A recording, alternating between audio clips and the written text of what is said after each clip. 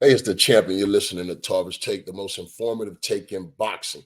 Guys, we know it's fight week, man. For the most highly anticipated fight this year is stacked from top to bottom. Headlined by yours truly, Mr. Pound for Pound, Terrence Bud Crawford, man, as he moves up to 154 pounds and face the WBO champion, Israel Madrimov, a very strong fighter for Terrence moving up. I'm sure he could have picked a softer touch, but this just goes to show you what type of champion Terrence Crawford really is, man. It was funny. I went back yesterday and I watched Terrence Crawford and Avanesian.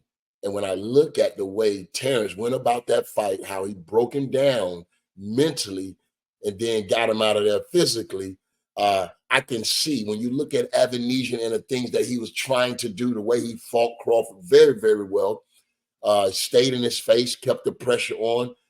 He landed some shots, you know what I mean? Caught Crawford a couple of times, but the difference I was making in the Ennis fight and the way Crawford went about his business, you know, like I said, I felt Crawford controlled Avanesian much better than Ennis did in those moments.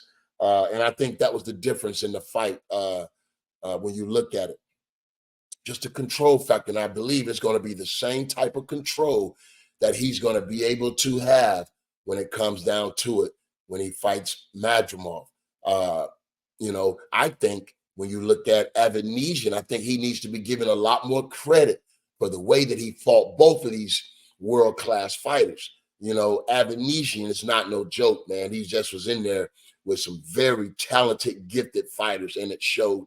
You know what I mean? They pretty much, had their way, even though Avanesian was in their face. He was landing some crazy shots. He caught Ennis a couple times, unexpected.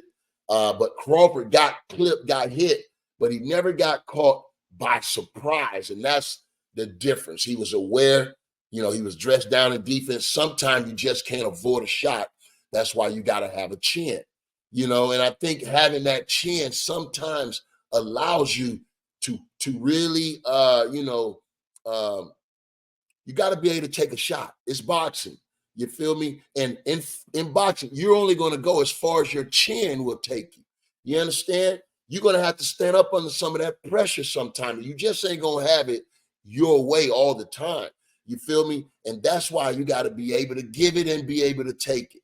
And when I look at Crawford, man, I think, man, he has two of the best weapons in the game. When you look at the way he, controls his left and right, how he can go ambidextrous to conventional and orthodox with no problem. But also he's facing a man that has a knack to do that also. He punches very well with both hands. This guy, I believe, physically, he's going to be a little stronger than Crawford, I believe. But, Crawford has some of that innate strength. You feel me? The guy's much stronger than his size appears. You know what I mean? I'm pretty sure he can probably bench 300 pounds. You feel me? If not close. Crawford is one of those guys that has that internal strength, and I think he feeds off of that. He really leans on that, and that's that intestinal fortitude type stuff that don't come on the tail of the tape. You know what I mean? But when I see this fight, when I look at that Avanesian fight, I think it's going to look a lot like that.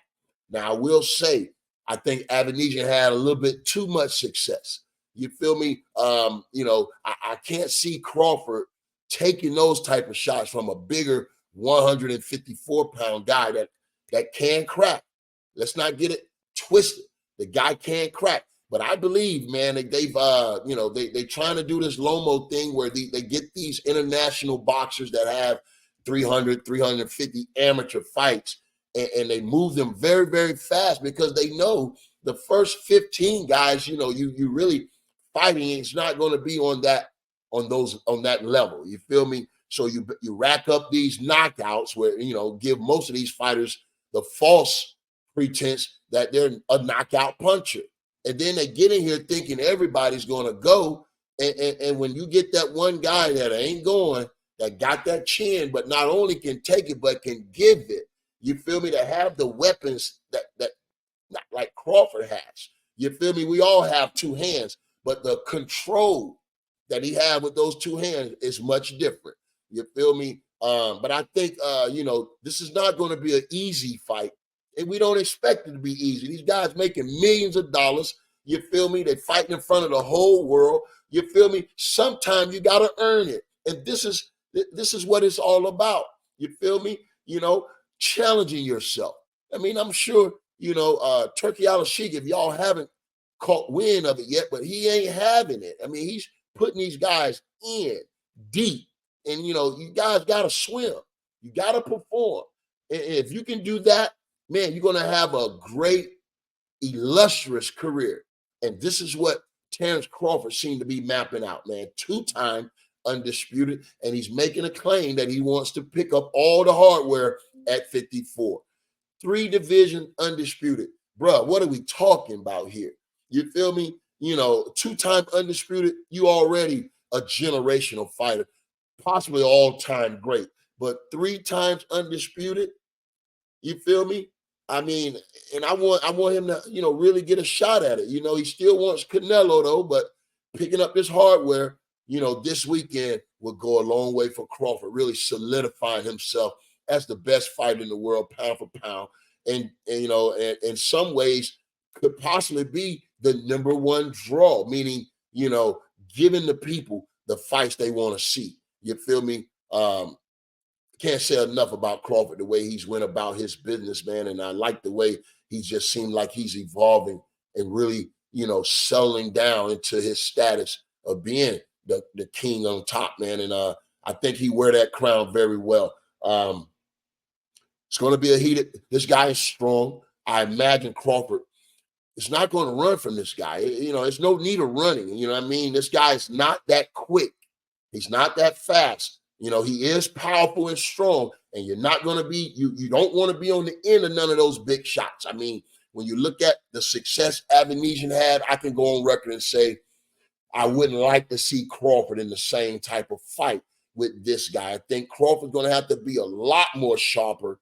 You feel me? He's going to have to really understand when it's defense, and when you in your defense and not your offense. You're going to have to be able to go from one to the other, very seamless, but you don't want to be on your offense trying to get a shot in when Madrimov has lined you up. You don't want to get lined up with a guy that's cracking this hard. You feel me? If you get caught, you want to be able to anticipate that shot so maybe you can brace for it, you feel me, or take something off of it.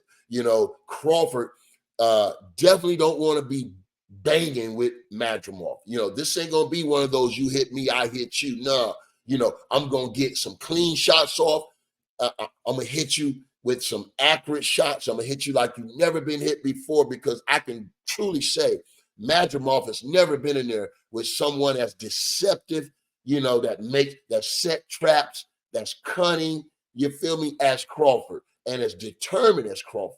You feel me? And this guy really knows his weapons. He know how to utilize them. Crawford, if you go back when he was making his way up in these weight classes, he was a devastating body puncher. And I think we're going to see a lot of that. He's going to have to break Madrimov down to the body. He's going to have to hit and make him miss. He's going to have to discourage this guy early. You feel me? He can't have success early to get the confidence that he'll need to really, truly, take this fight.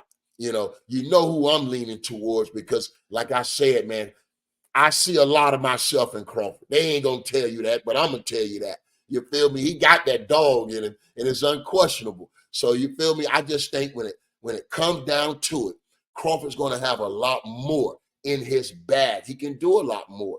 And man, when he breaks him down and he feels like he's ready to go, there's not a better closer in the game than Terrence Bud Crawford, bro. So, this is one of those events that I believe is going to live up to the hype. There's a lot at stake. You feel me? And I just truly, I believe in Crawford, man. It's Bud County for me. And like I said, I'm rolling with my guy. I just think he's one of those, all-time greats that I think we haven't seen his best work yet. You know what I mean? If you can imagine that. I don't think we've seen his best work yet, but I think this weekend is going to be a masterpiece. You know, for any one of these fighters that win, they're going to have to do it spectacularly because what they have in front of them is two determined individuals that's looking to stay atop the game. You know, super welterweight for Madrimov and the pound for pound status for Bud Crawford, man. Hosted by yours truly, Turki Alalshikh, the most interesting man in the world, coming to you live this weekend from Los Angeles, California, man. The fight of the year, the biggest card of the year, stacked from top to bottom. Don't miss it. There you have it. You've been listening to Tarver's Tape. Just remember where you heard it first. Until the next time, stay tapped in, and I'll talk to you then.